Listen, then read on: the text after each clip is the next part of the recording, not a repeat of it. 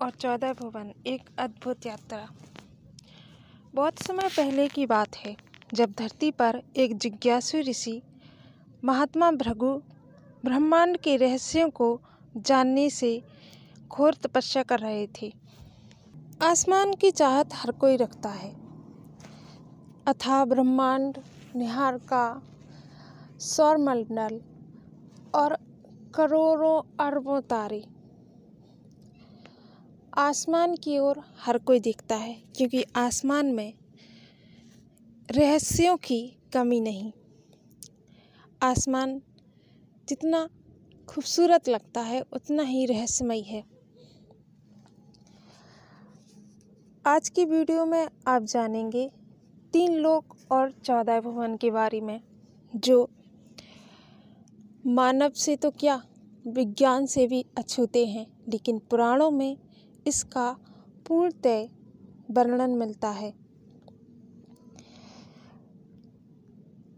3 लोक और 14 भुवन क्या होते हैं, कहाँ स्थित हैं, इन सभी के बारे में आज की वीडियो में जानेंगे।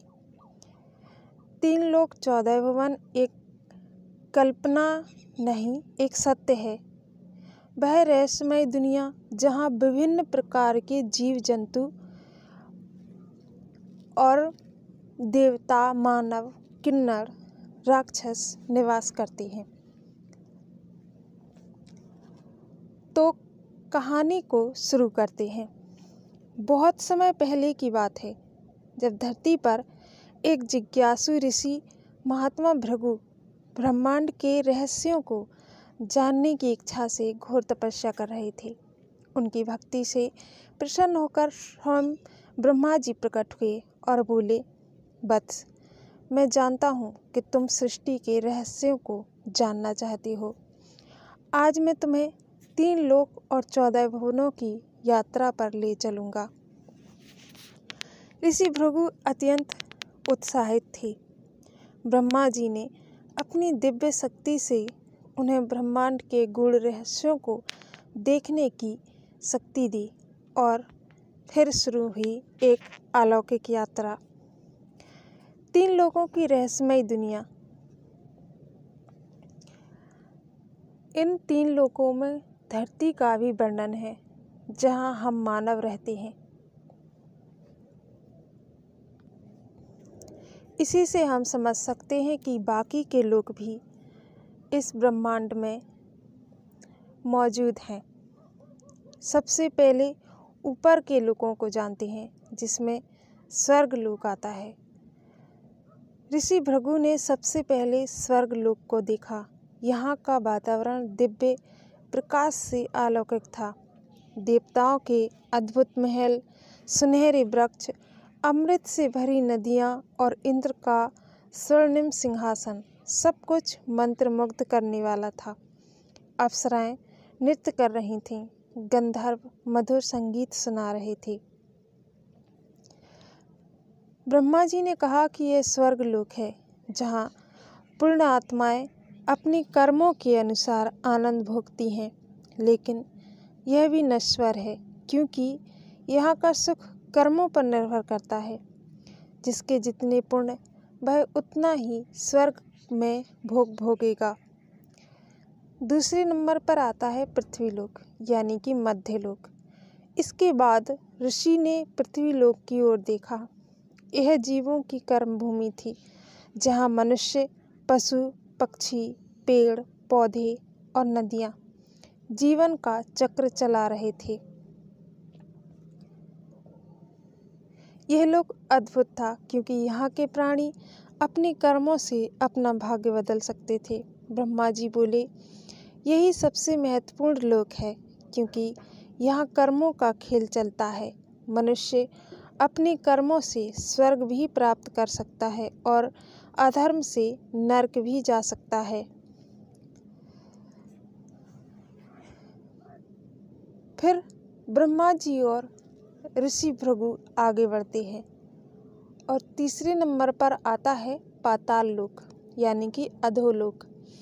अब ऋषि भृगु ने अधोलोक की ओर देखा। यह घने अंधकार से भरा था, लेकिन अद्भुत भी था। यहाँ नागों का राजा वासुकी का राज्य था। मणियों से जड़ित नागमहल, रहस्यमय जीव और दैत्य यहाँ रहते थे।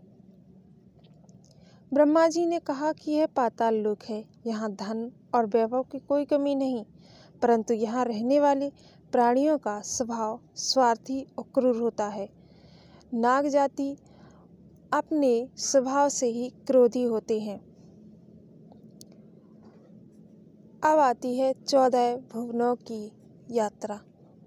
ब्रह्मा जी ने फिर ऋषि भृगु को 14 भुवनों का ज्ञान दिया। यह 7 अधर भुवन और 7 अधो भुवन थे। 7 ऊपर के भुवन, जिसमें सबसे पहले आता है सत्यलोक, जहाँ ब्रह्मा जी का निवास है, जहाँ केवल मोक्ष प्राप्त आत्माएं ही जा सकती हैं। इसके बाद आता है तपलोक, जहाँ महान तपस्वी ऋषि ध्यान करते हैं। जनलोक, यह संतों और योगियों का लोक है। चौथे पे मेहरलोक, यहाँ वे ऋषि रहते हैं जिन्होंने अत्यंत उच्च स्तर का ज्ञान प्राप्त किया है। इसके बाद स्वर्गलोक, देवताओं और इंद्र का लोक। छठे नंबर पर भूवरलोक, यह स्वर्ग और पृथ्वी के बीच की जगह है, जहाँ सिद्ध पुरुष रहते हैं। भूलोक यानी हमारी पृथ्वी कर्म भूमि है।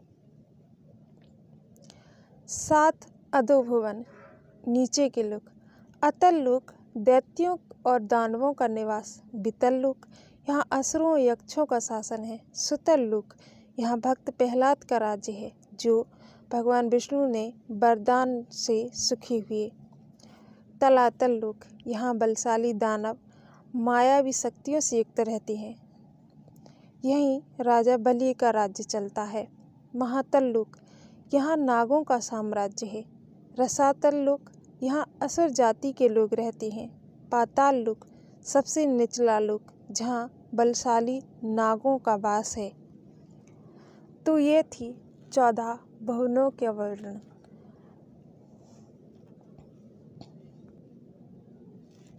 ऋषि भृगु ने यह सब देखकर ब्रह्मा जी से कहा कि हे सृष्टिकर्ता, अब मैं समझ गया कि यह संपूर्ण ब्रह्मांड कर्मों से बंधा है। स्वर्ग की माया मोहक है, पृथ्वी कर्म भूमि है, अधोलोक इच्छाओं को गहरा सागर है।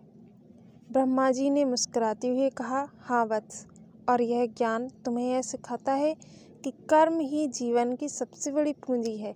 अच्छे कर्म स्वर्ग और मोक्ष दिला सकते हैं, जबकि बुरे कर्म अधोगति की ओर ले जा सकते हैं।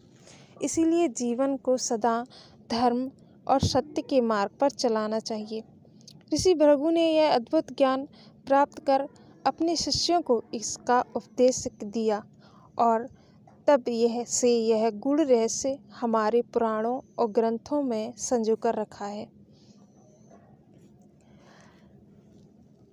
सीख यहाँ से यह मिलती है, मनुष्य अपने कर्मों से अपना लोक तय करता है। स्वर्ग और पाताल केवल इच्छा और कर्मों का प्रतिबिंब है। सत्य और धर्म ही मोक्ष का मार्ग है। तो हे मित्र, अब आप सोचिए, आपके कर्म आपको किस लोक की ओर ले जा रहे हैं। कमेंट कीजिए और कमेंट में जय श्री कृष्ण जरूर लिखिए।